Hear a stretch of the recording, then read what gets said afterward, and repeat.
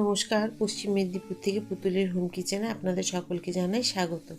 আশা করি আপনারা সকলেই খুব ভালো আছেন, আমিও খুব ভালো আছি। আমি পেঁয়াজ, শুকনো লঙ্কা আর একটু জিরে তেলে ভেজে নিলাম। চিচিঙ্গা আর আলুকে আমি ধুয়ে জল ঝরিয়ে রেখেছিলাম, দিয়ে দিলাম। সাথে দিয়েছি একটা টমেটো। এখন দিয়ে দিলাম পরিমাণ মতো একটু হলুদ, স্বাদ অনুসারে দিয়ে দিলাম একটুখানি নুন, হাফ চামচ দিয়ে দিলাম জিরে গুঁড়ো। খুব ভালোভাবে কষিয়ে নেব এই সব জিনিসগুলো। এর বাইরে আর কোনো মশলা দেব না। আপনারা দেখুন, খুব সামান্য মশলা দিয়ে রান্না করব, খেতে হবে অসাধারণ। দিয়ে দিলাম একটা ঢাকা দিয়ে দেখুন 5 মিনিট 10 মিনিট করে আমি মিডিয়াম টু হাই ফ্লেমে দিয়ে রান্নাটা করেছি। একদম জল দিইনি, এমনিই চিচিঙ্গা থেকে জল বেরোবে, তাতেই রান্না হয়ে গেছে। দেখুন, দেখতে খুব সুন্দর হয়েছে, খেতে কিন্তু এর থেকেও খুব সুন্দর হবে। একবার অবশ্যই তৈরি করে দেখবেন, কেমন হয়েছে জানাবেন। চিচিঙ্গা যে তরকারি আপনাদেরকে রান্না করে দেখালাম, এটা আপনারা সকালবেলা টিফিনের জন্য রুটি পরোটার সাথে দিতে পারেন, বা রাত্রেও রুটি পরোটার সাথে আপনারা রাখতে পারেন। খুব ভালো হয় খেতে, একবার তৈরি করে দেখবেন।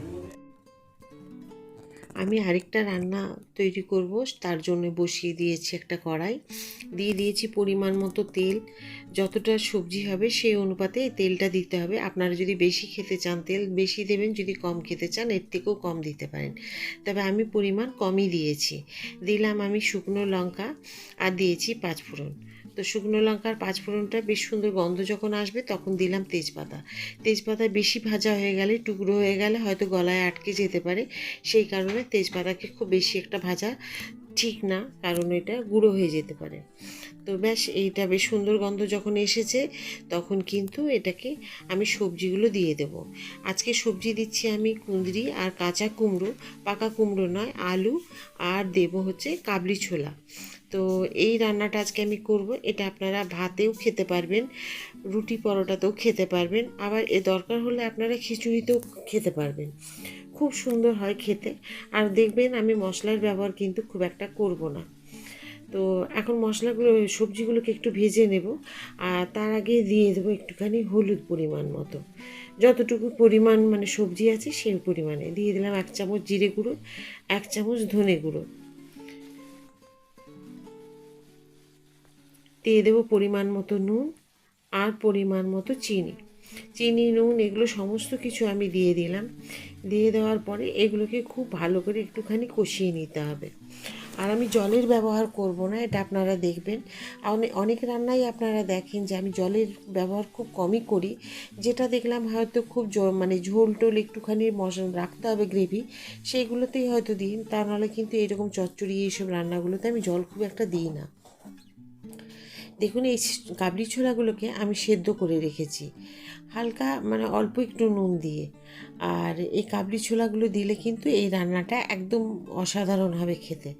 একবার তো এই রান্নাটাও করবেন, খুব ভালো লাগবে। আমি বললাম তো, সবার সাথে রুটি, লুচি, পরোটা, আবার খিচুড়িতেও ভালো লাগবে। সেদ্ধ করেছি, দেখলেন কি সুন্দর সেদ্ধ হয়েছে। আর আর্ধেক করে কাঁচা লঙ্কাগুলোকে ভেঙে দিয়েছি, দিয়ে এর সাথে খুব ভালোভাবে মিশিয়ে দেবো।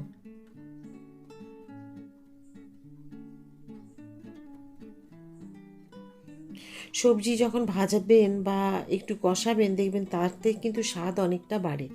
শুধুই যদি আপনি না কষিয়ে না ভেজে যদি করে দেন, তার কিন্তু খুব একটা ভালো মানে স্বাদ হয় না রান্নার। তো সেই কারণে একটু কষিয়ে নেওয়া, ভেজে নেওয়া দুটোই দরকার। দিয়ে দিচ্ছি একটা ঢাকা, আর মিডিয়াম টু লো ফ্লেমে রান্নাটা করব।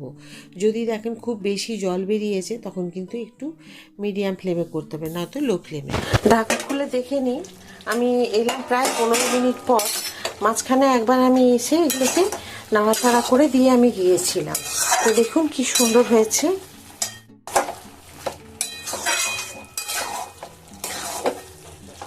এইরকমই মাখা মাখা তরকারিটা হবে। তো এটা কিন্তু ভাতে বা রুটিতে দুটোতেই খেতে খুব ভালো লাগবে। তো কেমন হয়েছে অবশ্যই কিন্তু কমেন্ট করে জানাবেন আজকের এই কুঁদরি, কুমড়ো, আলু আর কাবলি ছোলার রান্না। এটা একটা ঘন্ট বলতে পারেন, সব মেশানো ঘন্ট। এটাও খেতে বেশ ভালো লাগে। চাইলে আপনারা এখানে ধনেপাতা বা একটু কসুরি মেথি এগুলো দিতে পারেন। আমি একটু কসুরি মেথি দেব, দিয়ে দিলাম একটু কসুরি মেথি।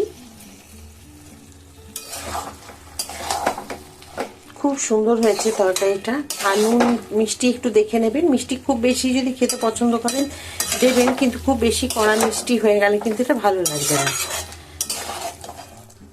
তো কেমন হয়েছে আজকের এই রান্না? যদি আজকে আপনাদের এই সমস্ত সবজি কিছু দিয়ে পরে যে রান্নাটা আমি করলাম ঘন্টটা, যদি ভালো লেগে থাকে প্লিজ একটা লাইক করে দেবেন, সাবস্ক্রাইব করে সাথে থাকবেন। আবার একটা নতুন ভিডিওতে নতুন রান্না নিয়ে আপনাদের সকলের কাছে আমি চলে আসবো। সবাই খুব ভালো থাকুন, সুস্থ থাকুন, নমস্কার।